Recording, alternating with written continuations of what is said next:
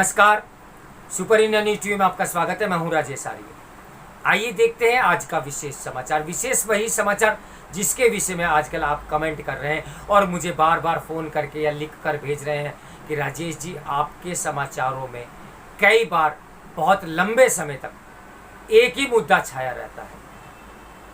आखिर परिस्थिति ऐसी है, देश की कुछ समस्याएं ऐसी होती है जिन पर बारंबार प्रकाश डालना बहुत आवश्यक होता है और वही ज्वलंत समाचार मैं आपके बीच में लेकर आता हूं। तो इसमें आपको यदि कुछ नया ना मिले तो फिर उस परिस्थिति को उठाना या उस मुद्दे को उठाना कोई फायदेमंद बात नहीं होगी। तो आज का समाचार भी वही समाचार है, शिवसेना का भविष्य। महाराष्ट्र सरकार का संकट जिस मोड़ पर पहुंच गया है उससे यही लगता है कि उद्धव ठाकरे सत्ता भी गंवाएंगे और पार्टी भी। ऐसे आसार इसलिए दिखने लगे हैं क्योंकि शिवसेना के बागी विधायकों की संख्या बढ़ती ही जा रही है। भले ही महाराष्ट्र सरकार को समर्थन दे रही राष्ट्रवादी कांग्रेस पार्टी और कांग्रेस के नेता उद्धव ठाकरे के प्रति सहानुभूति प्रदर्शित कर रहे हों, लेकिन उसका कोई मूल्य महत्व नहीं। सच तो यह है कि इन दोनों दलों से मिलकर सरकार बनाना ही शिवसेना को भारी पड़ गया। शिवसेना जिन दलों को दिन रात कोसती थी उनसे ही हाथ मिलाकर उसने न केवल अपनी विचारधारा से आत्मघाती समझौता किया बल्कि अपने समर्थकों और कार्यकर्ताओं को यह संदेश भी दिया कि वह सत्ता के लोभ में किसी भी हद तक जा सकती है।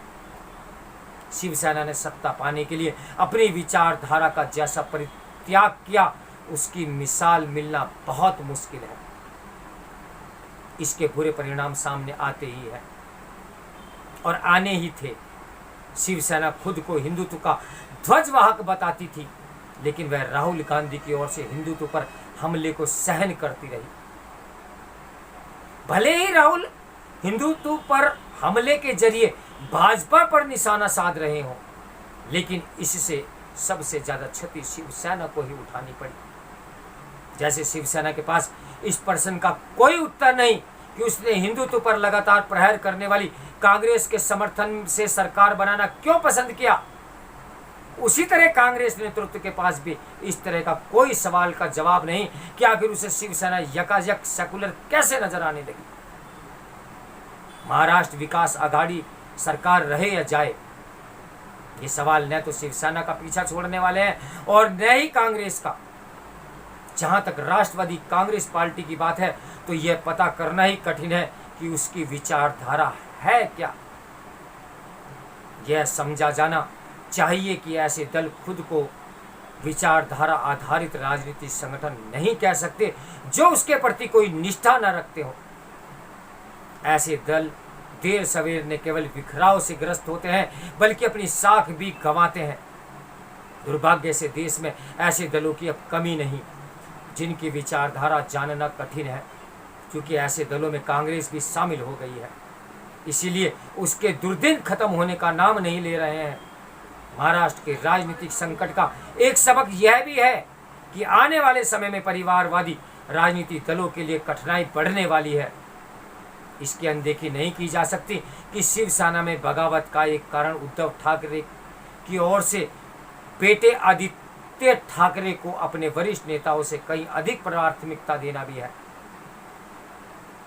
क्या शिवसेना बाल ठाकरे ने कभी सोचा था कि उसके आने वाली औलाद उसके सारे सपनों को चूर कर देगी? जिस सपनों को उन्होंने बुना, जिस सपनों से लेकर उन्होंने कभी चुनाव न लड़ने की कसम खाई, वही आगे चलकर सत्ता के लोभ में अपनी विचारधारा से मुंह मोड़ लेंगे। तो मेरे साथ बने रहिए सुपर इंडिया न्यूज टीवी की ब्रेकिंग न्यूज के लिए। नमस्कार, मैं हूं राजेश आर्य।